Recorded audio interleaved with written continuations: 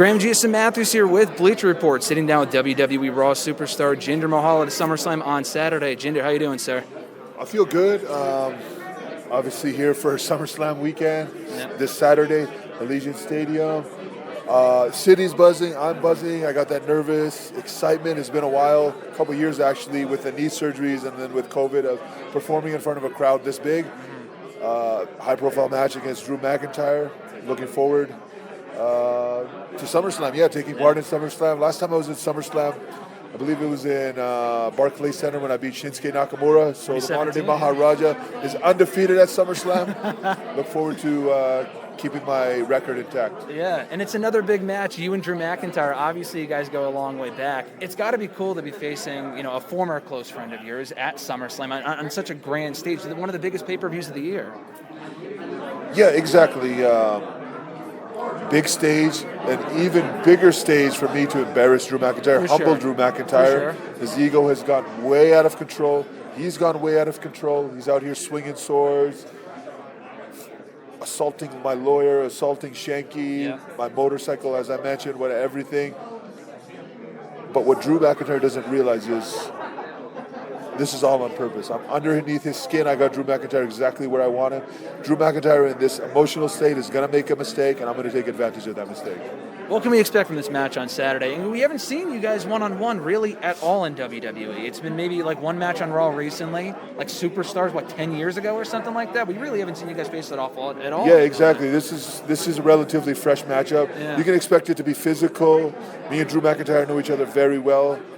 So I'm sure he's scouted me out very well as I've scouted him. So you can expect some physicality, and you can expect, obviously, the modern-day Maharaja to walk out of there victorious. And then instantly, I'm back into the WWE title picture, I would like to think. And you mentioned also, the nerves, the excitement going into SummerSlam. Obviously, you competed at SummerSlam 4 years ago against Shinsuke Nakamura, WWE Championship. No stranger to the spotlight. Going into another, big match at SummerSlam. Is that, do you feel you have an advantage in that respect? And I mean, Drew does as well, but in the sense that you've been to the main event scene before. You've been there, you've done this, no nerves this time. I did it before Drew. I did it better than Drew. I've said this many times in other interviews, and I know Drew knows this. He's basically done everything that I've done. Yep. He's copied my playbook. Yep. Both got released the same day, came back. I became WWE champion faster than him, better than him, so-and-so. But Drew McIntyre never thanked me. He's not appreciative, or he doesn't acknowledge that if there was no modern-day Maharaja as WWE champion, there would be no Drew McIntyre as WWE champion. I give him the belief that anything is possible, that there is an opportunity, because after 3MB, after the release, you have a lot of self-doubt, but I give the confidence back to Drew McIntyre. So I think it's about time that he acknowledges it, thanks me, apologizes for all the damage, and maybe we can maybe we can be friends again. Yeah. But you said, coming back to the company, that was 5 years ago that you were brought back to WWE as part of the Monday Night Raw roster. Is that wild to think about, being rehired 5 years ago, almost exactly 5 years later, competing at SummerSlam against a guy that, at the time that you were brought back, he wasn't even here then. Like you said, you came back first, and you were WWE champion 6 months later. Is that crazy to think about, the journey that you've had in the last 5 years alone? Yeah, exactly. All these things I say about Drew McIntyre, that aside, I do respect Drew McIntyre. He has worked very hard. He has reinvented himself. He's a confident WWE superstar, does a lot of good, a lot of charity work, a lot of media, represents the company well. Again, all the same things I could say about myself. So, I mean, to look back where we were in 3MB, then to see us as WWE champions, no one would have expected that, right? To have this high-profile match here at SummerSlam, I think it just shows you the amount of work that me and Drew have both done to rebuild ourselves and establish ourselves as forces in WWE. I mean, it's such a crazy evolution to not just go back 5 years, but 10 years. 3MB, yeah. You and Drew, I mean, obviously before that as well, but have you been able to get Heath Slater's take on all of this? He's kind of the man in the middle. We saw him on the show about a year ago when Dolph was feuding with Drew on TV. Drew, Came back for a one-up. Has he had any take? Have you had any contact with him about this? Yeah, I have. He wants me to embarrass Drew McIntyre, right? Okay. Don't worry, Heath, this one's going to be for you. No, but I haven't talked to Heath about this storyline, but I'm waiting on Heath now to make that comeback, make Yep. that transformation and become WWE champion. Complete Then the prophecy, the trilogy, the prophecy will be then complete. And it's crazy too. I mean, going from 3MB to this, it's the marquee match at SummerSlam on Saturday. Just a wild transformation. Former WWE champion. With yourself, any other goals going forward? Is it just becoming WWE champion again, or doing something that you haven't done before? Anything along those lines? Yeah, I want to become a Grand Slam champion. Okay. So in order for that to happen, I need to win the Intercontinental Championship. I need to find a tag team partner. I have Veer and Shanky right now.